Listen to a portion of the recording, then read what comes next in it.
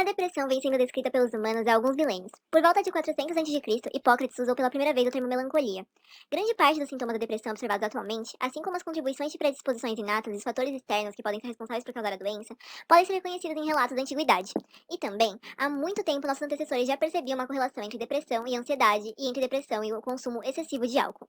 As semelhanças entre as descrições antigas da depressão e as da era moderna são impressionantes. No entanto, apenas em meados do século XIX, o cérebro se tornou o foco dos esforços para entender a fisiopatologia desse distúrbio. Mas o que é depressão, afinal? A depressão é um transtorno mental caracterizado por tristeza persistente e pela perda de interesse em atividades que normalmente são prazerosas, acompanhadas da incapacidade de realizar atividades diárias durante um período de pelo menos 2 semanas.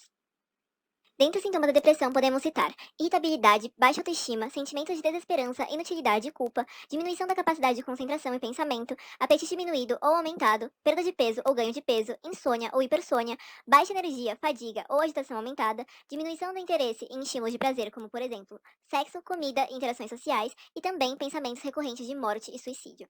O diagnóstico de depressão maior é dado quando uma certa quantidade dos sintomas citados são reportados por 2 ou mais semanas, e quando estes sintomas influenciam as funcionalidades sociais e ocupacionais de uma pessoa. O que causa depressão? Estudos epidemiológicos mostram que aproximadamente de 40 a 50% do risco de depressão é genético, ou seja, a depressão é uma patologia hereditária. Porém, a procura por genes específicos responsáveis por essa influência ainda não chegou a nenhum ponto conclusivo, não tendo sido encontrada nenhuma anomalia genética relacionada a essa doença. Uma hipótese para a dificuldade em encontrar estes genes é que a depressão é um fenômeno complexo, com muitos genes envolvidos. Assim, um único gene apresenta efeitos tão pequenos que são praticamente indetectáveis experimentalmente. Outra hipótese é que variações de um mesmo gene podem contribuir para o desenvolvimento da depressão. Essas variações teriam de ser estudadas família a família, o que é inviável. Mas é válido ressaltar que a vulnerabilidade à depressão é apenas parcialmente genética, contando com fatores ambientais para desencadear o seu desenvolvimento. Estes fatores são muito diversos, como, por exemplo, estresse, traumas emocionais, infecções virais e até mesmo processos estocásticos ou aleatórios durante o desenvolvimento do cérebro. As causas neurobiológicas da depressão serão abordadas através das teorias monominérgica e da alteração do número de receptores mais adiante neste vídeo. Circuitaria neural da depressão. Em contraste a doenças neuropsiquiátricas como, por exemplo, Parkinson, Huntington e Alzheimer, onde lesões patológicas foram identificadas em regiões específicas do sistema nervoso central, não há consenso no estado da arte quanto à região responsável pela depressão, ou a melhor região para a biópsia, mesmo que muitas vias associadas à regulação das emoções já sejam conhecidas. Ao que parece, muitas regiões cerebrais mediam os diversos sintomas da depressão. A partir do estudo de imagens do cérebro, notou-se que a patologia estava associada a alterações no fluxo sanguíneo ou medidas relacionadas em diversas áreas do cérebro. Dentre elas, a região pré-frontal, o giro cingulado do córtex, hipocampo, estriado, amígdala e tálamo. Estudos anatômicos reportaram anormalidades nas mesmas regiões. Olá, meu nome é Gustavo e vou falar um pouco sobre o histórico e evolução dos antidepressivos. Até a década de 30, não havia tratamentos eficazes para a depressão, mesmo com vários estudos. Eles só conseguiam pequenos alívios, como a prescrição da tintura de ópio para angústia, mas não havia efeito para estados depressivos ou tendências suicidas. Cientistas como Ernest Fourneau estudavam a histamina, onde assim conseguiram os primeiros antihistamínicos, na quais originaram a maioria dos antidepressivos e antipsicóticos atuais, e assim surgiu a psiquiatria biológica. No fim da década de 40 e início da 50, surgiram os primeiros antidepressivos, como a imipramina e a iproniazida. A imipramina, uma droga utilizada para tratar a esquizofrenia, foi usada pelo cientista Rowland em pacientes depressivos, que apresentaram mudanças de humor. Já a iproniazida, uma droga criada para tratar a tuberculose, afetava o sistema nervoso central, causando inibição na mal e melhorando o quadro clínico de pacientes depressivos. E assim, conseguiram criar drogas parecidas, como a fenozida e a isocarboxida. Muitos cientistas, como Kuhn, continuaram estudando a imipramina para identificar outros benefícios para o tratamento da depressão, e com isso conseguiram identificar derivados da imipramina, na qual hoje são conhecidos como os antidepressivos tricíclicos. Os ATCs eram bastante efetivos no tratamento de depressão, mas ainda apresentavam muitos efeitos indesejáveis. Por isso, alguns estudos focaram na depressão da serotonina, onde encontraram os inibidores de serotonina, como a fluoxetina, mais conhecida como Prozac. Ela foi descoberta pela farmacêutica Lilly, na década de 70. Ela causava menos efeitos negativos que outros antidepressivos, mas só foi lançada nos anos 80 depois de muitos testes. Já que a zimelidina, primeiro inibidor de serotonina, apresentou muitos efeitos adversos quando lançado na Suécia, mas ainda assim, inibidores de serotonina como fluoxetina e paroxetina foram lançados, mas Prozac ainda era melhor. No final do século XX, a prescrição de antidepressivos era muito alta, mas ainda tinham muitos efeitos negativos. Para lidar com isso, criaram novos inibidores, como a venlafaxina e a reboxetina. Mas eles apresentavam os mesmos problemas dos outros antidepressivos, logo não representavam um grande avanço. Teoria monoamnésica da depressão. A história do desenvolvimento dos antidepressivos e a compreensão das bases biológicas envolvidas na depressão está altamente correlacionada. Como dito anteriormente, essas bases começaram a ser entendidas entre as décadas de 40 e 50, quando notaram que imipramina, iproniazida e reserpina apresentavam efeitos inesperados sobre o humor. A imipramina atua bloqueando os transportadores de serotonina e seu metabólito, desipramina, bloqueia preferencialmente os transportadores de norepinefrina. Através destes mecanismos, permitem que a serotonina e a norepinefrina passem mais tempo no meio extracelular com uma maior concentração e duração, aumentando assim a ativação de receptores associados. Em 1951, uma droga estudada no tratamento da tuberculose também mostrou efeitos antidepressivos. Tratava-se da iproniazida. Em 1956, estudos mostraram que ela atua no sistema nervoso central inibindo a MAO e, consequentemente, reduzindo a degradação de serotonina, norepinefrina e dopamina. O aumento dos neurotransmissores no citosol leva a um aumento da captação destes pelas vesículas e, consequentemente, uma maior liberação por exocitose. Na década de 50, observou-se que o antihipertensivo reserpina induzia depressão em 10 a 15% dos pacientes. Assim, pesquisadores descobriram que a reserpina pode ser utilizada para induzir sintomas depressivos em modelos animais e humanos. A reserpina elimina serotonina, norepinefrina e dopamina dos neurônios pré-sinápticos ao inibir o transporte destes neurotransmissores para as vesículas. Ainda, a droga se liga irreversivelmente à VMAT e, por fim, destrói as vesículas, fazendo com que a serotonina, norepinefrina e dopamina que se acumulam no citoplasma sejam degradadas pela MAO mitocondrial. Com base nestes relatos, acredita-se que a diminuição patológica da neurotransmissão de monoaminas possa ser uma possível causa da depressão. Assim, para tratar a depressão, é lógico pensar que deve-se aumentar a neurotransmissão de serotonina e norepinefrina. Teoria da alteração do número de receptores. Embora quase todos os antidepressivos apresentem ações farmacológicas em seus sítios moleculares e celulares de forma quase imediata, seus efeitos antidepressivos só são vistos após 6 semanas ou mais de tratamento contínuo. Da mesma forma, embora a reserpina esgote rapidamente os neurotransmissores do sistema monoaminérgico, são necessárias várias semanas de tratamento contínuo com reserpina para a indução da depressão. O atraso no início do efeito dessas drogas continua sendo uma importante limitação para a teoria monoaminérgica. Em alguns pacientes, medicamentos que aumentam seletivamente a neurotransmissão serotoninérgica diminuem os sintomas depressivos, enquanto drogas que aumentam seletivamente a neurotransmissão de norepinefrina têm pouco ou nenhum efeito. Em outros pacientes, os medicamentos que afetam o sistema de norepinefrina são mais benéficos do que aqueles que afetam o sistema serotoninérgico. No geral, cada medicamento individualmente é eficaz em cerca de 70% dos pacientes com depressão, e medicamentos com efeitos marcadamente diferentes no bloqueio da recaptação de norepinefrina ou serotonina podem ter eficácia clínica semelhante quando testados em grandes populações. Essas observações clínicas não são facilmente explicadas pela teoria da monoamina. O lapso de tempo na eficácia clínica dos antidepressivos pode refletir mecanismos autorregulatórios na fase pré-sináptica de neurônios monoaminéricos e em circuitos neuronais pós-sinápticos.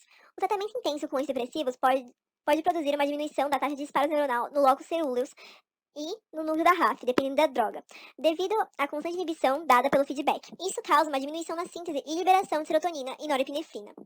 Em contraste, o uso crônico de antidepressivos causa aos próprios autorreceptores inibitórios uma regulação negativa, levando ao aumento da neurotransmissão.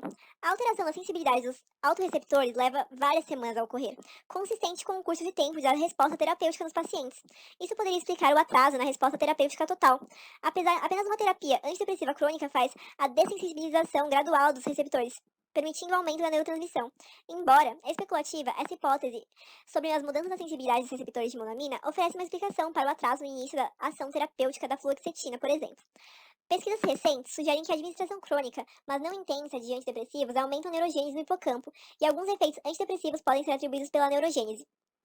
Outra pesquisa implicou efeitos em fatores neurotróficos, como o fator neurotrófico derivado do cérebro, o BDNF. O papel da neurogênese e dos fatores neurotróficos no distúrbio do humor é atualmente uma área de intensa investigação. Com base nestes relatos, acredita-se que o aumento no número de receptores pré-sinápticos possa estar associado à depressão. Oi, gente, eu sou a Júlia e eu vou falar um pouco sobre os usos terapêuticos relacionados aos antidepressivos. O diagnóstico da depressão nem sempre é simples de ser realizado, porque a pessoa pode não ter a consciência da sua condição e demorar para recorrer à ajuda profissional. Além disso, as demais pessoas ao redor também podem negligenciar a situação, pelo fato da doença, embora seja comum, ainda ser estigmatizada. Do ponto de vista clínico, uma pessoa é diagnosticada com depressão quando os sintomas persistem por mais de 2 semanas, e somente um profissional especializado na área pode realizar o diagnóstico e recomendar o tratamento adequado. O uso terapêutico dos antidepressivos fez com que a depressão se tornasse uma doença tratável, embora esse tratamento possa apresentar-se a longo prazo. Como visto, ainda há muitas pesquisas sendo realizadas para identificar as causas da depressão e o correto funcionamento dos antidepressivos, mas cada descoberta permite avançar sobre a cura, reduzindo possíveis efeitos adversos. Embora apresentem distinções quanto às suas estruturas químicas e mecanismos de ação, em geral, os antidepressivos atuam aumentando a disponibilidade de neurotransmissores monoaminérgicos, como a noradrenalina e a serotonina na fenda sináptica, por meio de inibição da enzima MAO, que é responsável pela degradação dos neurotransmissores monoaminérgicos, reduzindo justamente esse processo de degradação e fazendo com que haja mais neurotransmissores disponíveis. O aumento da disponibilidade também pode ocorrer por meio do bloqueio das bombas de recaptura de monoamina, saturando os autorreceptores pré-sinápticos e subsensibilizando os receptores do neurônio pós-sináptico. Esse último fator está associado à principal teoria aceita de por que os antidepressivos levam tempo geralmente para ter um efeito, de 2 a 4 semanas, sugerindo que é uma mudança adaptativa na neurotransmissão. Dos tipos de antidepressivo em questão, os mais utilizados hoje em dia são os inibidores seletivos de recaptação de serotonina, os ISRS, por serem mais seguros, melhor tolerados, também mais seguros na superdosagem e de ação praticamente restrita à recaptação de serotonina, não atuando em outros sítios receptores que poderiam gerar efeitos colaterais indesejados. Num país como o Brasil, onde, de acordo com a Organização Mundial da Saúde, 5,8% da população apresenta depressão, enquadrando o país como o segundo no ranking das Américas, o acompanhamento psicológico, oferecido de forma gratuita para todos os tipos de depressão, independente do seu grau, pelo Sistema Único de Saúde, o SUS, possibilita que todos tenham direito ao acesso psicológico e psiquiátrico quando necessário. Nesta parte, iremos apresentar os principais tipos e mecanismos de ação dos antidepressivos. Em primeiro lugar, os antidepressivos tricíclicos. O seu principal mecanismo de ação envolve o bloqueio pré-sináptico da recaptura das monoaminas norepinefrina e serotonina. Assim, ocorre maior concentração desses neurotransmissores na fenda sináptica. E dessa forma, podemos obter o efeito terapêutico por meio do aumento da transmissão sináptica. De forma mais específica, o efeito terapêutico é dado principalmente pelo bloqueio da recaptação de serotonina da fenda sináptica. Nos antidepressivos tricíclicos, também ocorre a inibição da recaptação de dopamina, no entanto, em menor grau. A atividade pós-sináptica muda de acordo com o sistema de neurotransmissor e, geralmente, é responsável pelos efeitos colaterais. Os antidepressivos tricíclicos também bloqueiam receptores muscarínicos, envolvidos na neurotransmissão de acetilcolina. Isso ocorre por meio da inibição competitiva da acetilcolina nesses receptores muscarínicos. Esse tipo de antidepressivo também possui efeitos antihistamínicos, ou seja, funciona como antagonista da histamina pós-sinápticas, causando, por exemplo, o efeito sedativo, entre outros.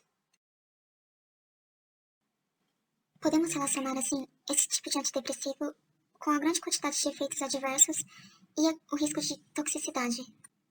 Eles foram considerados antidepressivos de primeira geração, mas gradualmente foram substituídos por medicamentos mais seguros. No entanto, ainda hoje, esses antidepressivos são responsáveis pela maior quantidade de mortes causadas por intoxicação por antidepressivos. De forma geral, podemos classificar os antidepressivos tricíclicos em duas categorias. Em primeiro lugar, as aminas terciárias. No caso, por exemplo, a mitriptilina, a clomipramina, a doxepina, imipramina e trimipramina.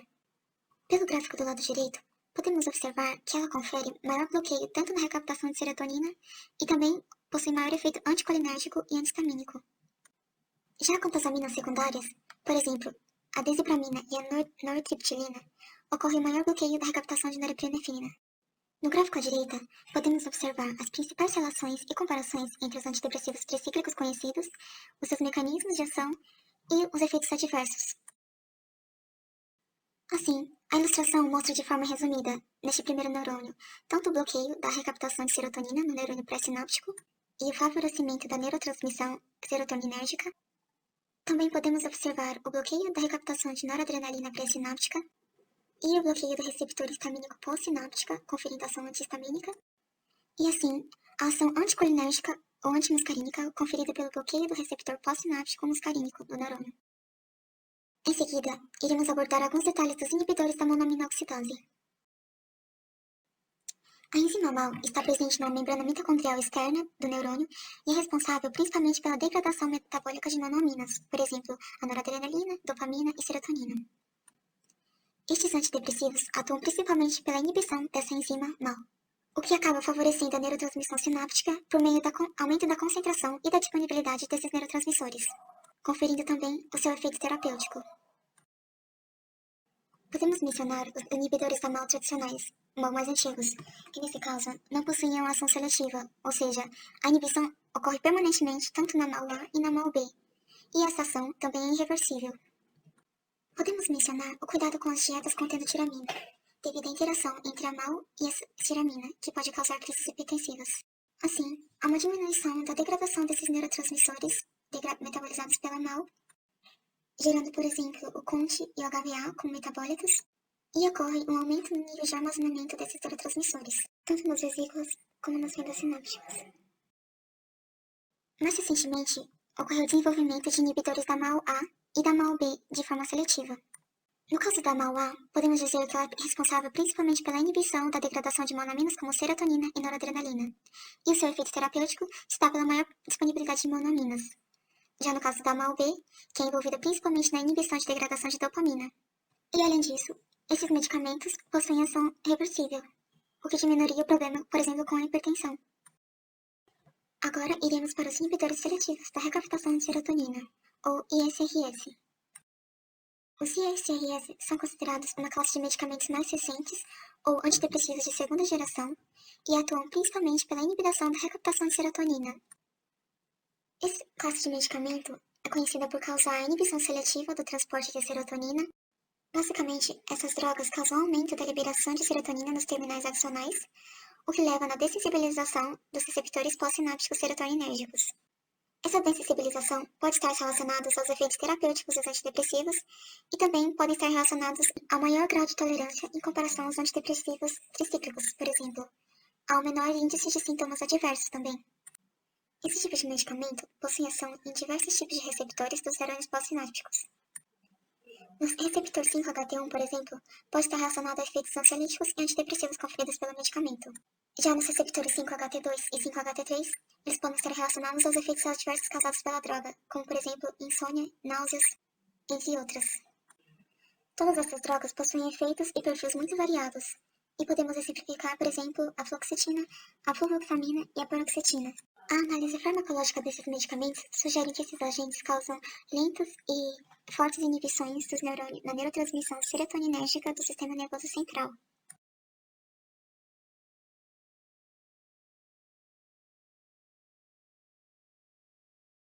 Os efeitos colaterais e os mecanismos associados variam a partir da classe do antidepressivo, da adaptação ao próprio corpo do paciente e da dosagem que esse paciente ingere.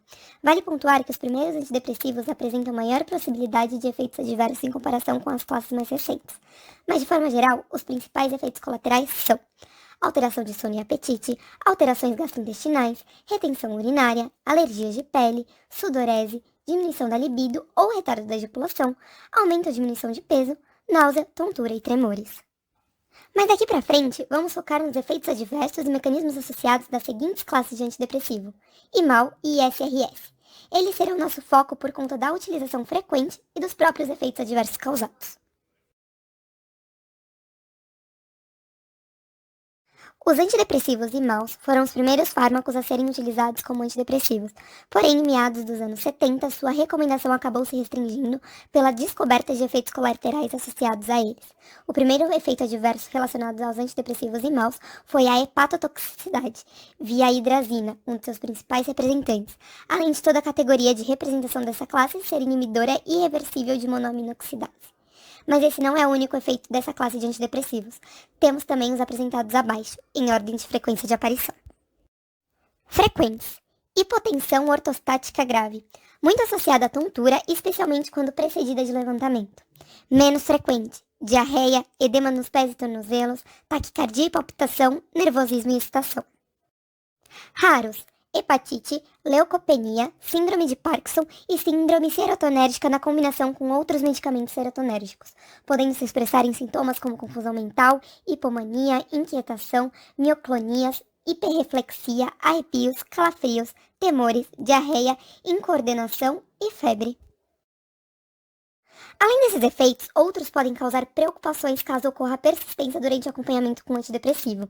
Também apresentados em ordem de frequência de aparição, temos menos frequentes. efeito anticolinérgico, síndrome da secreção inadequada do hormônio antidiurético, visão turva, estimulação do sistema nervoso central, muito relacionada a problemas de agitação durante o sono, disfunção sexual, sonolência, cefaleia leve sem aumento de pressão arterial, aumento de apetite e peso, aumento de sudorese, hipotensão ortostática, como já vimos, vertigens, tontura, cansaço ou fraqueza leve e abalos musculares ou tremores. Raros, anorexia, calafrios, constipação e boca seca. Mesmo com tantos efeitos, os imaus continuam sendo receitados para tipos específicos de depressão, como a depressão atípica e fobia social, que seus efeitos colaterais mais comuns são, em comparativo com as classes de antidepressivos tricíclicos, mais toleráveis. O ponto de atenção dessa classe de antidepressivos é a sua interação com outros medicamentos ou substâncias que podem potencializar os efeitos adversos presentes na sua própria composição. Um exemplo é a interação com os antihipertensivos, que pode desencadear excitação autômica, agitação, hipertensão ou até mesmo a própria inibição dos antihipertensivos. Os seus efeitos adversos podem ser explicados por conta da própria atuação dos imaus, principalmente quando tratamos dos imaus não seletivos, que possuem efeito irreversível, aumentando a concentração desses neurotransmissores no sistema nervoso central e simpático.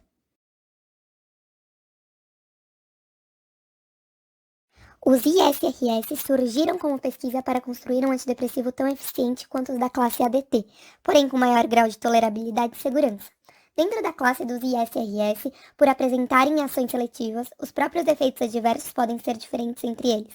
Alguns efeitos são apresentados de maneira geral e frequente, como os apresentados abaixo, que serão divididos em efeitos gerais e específicos.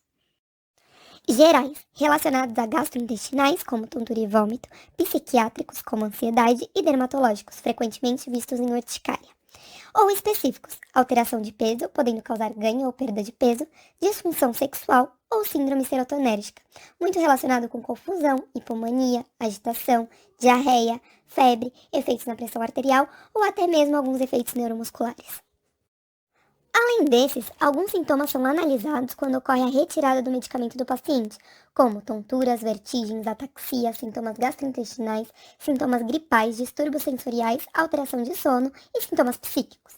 Esses sintomas nos dão indício de uma readaptação do organismo após a droga, podendo ser um comparativo ao processo de abstinência. Os sintomas estão relacionados com a queda da ISRS no organismo e com os seus efeitos anticolinérgicos. Olá, meu nome é Gabriel e vim falar sobre a dependência de antidepressivos. Afinal, antidepressivos causam ou não dependência?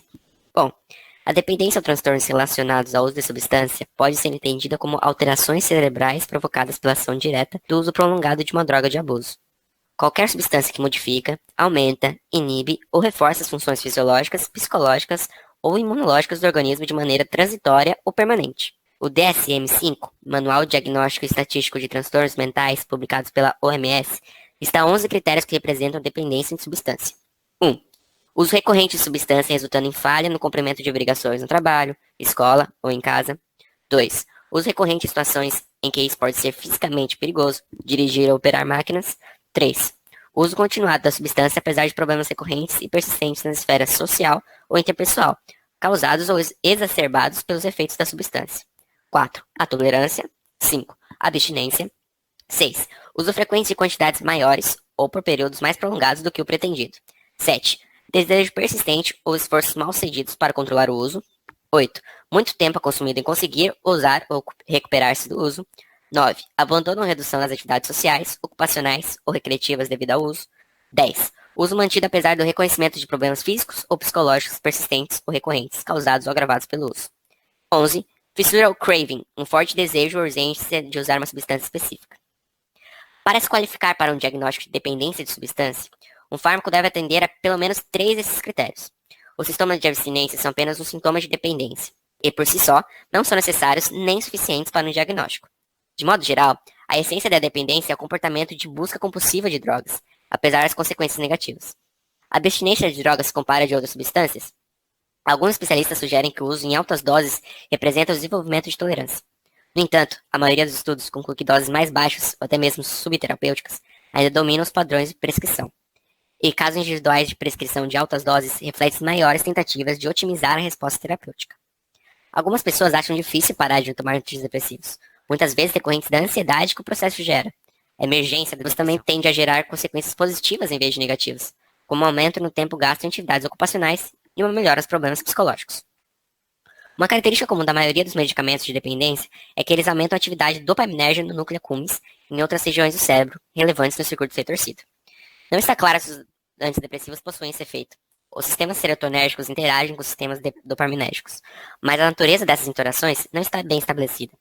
Pode variar entre antidepressivos, dosagem aguda e crônica, determinada da região do cérebro e técnicas experimentais usadas.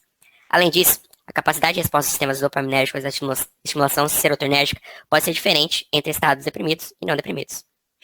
Existem relatos genuínos de dependência de antidepressivos. Haddad, em seu estudo Do Antidepressants Have and Potential to Cause Addiction, cita 21 relatos de casos, embora mais de 30 antidepressivos estejam disponíveis internacionalmente.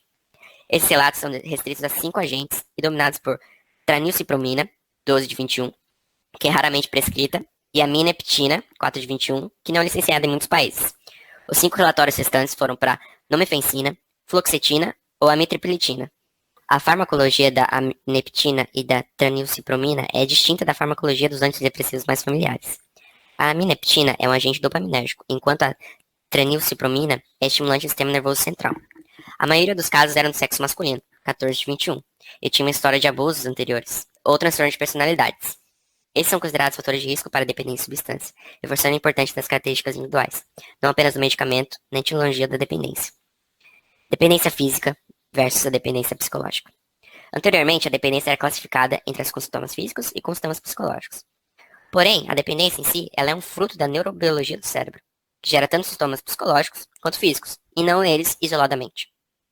Nos anos de 1930, a anfetamina foi utilizada como um antidepressivo, e hoje se sabe que essa droga tem alto potencial de dependência e é caracterizada como uma droga de abuso. Porém, podemos concluir que os 100 diferentes tipos de antidepressivos disponíveis no mercado causam apenas chamadas síndromes de abstinência. As síndromes de abstinência são clinicamente relevantes, podem ser diagnosticadas incorretamente, levando a tratamento inadequado ou pode afetar adversamente a adesão ao antidepressivo. Mas sozinhas, não são indicativos ao vício.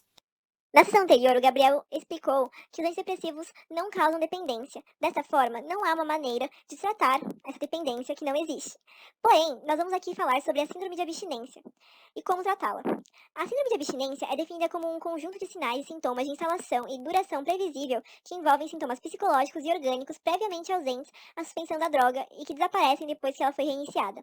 Dessa forma, parece evidente que a reintrodução do medicamento seja um tratamento eficaz para a abstinência. Porém, para se livrar em definitivo dos antidepressivos, sem que haja essa síndrome de abstinência, é necessário que a dose dos medicamentos seja diminuída gradativamente.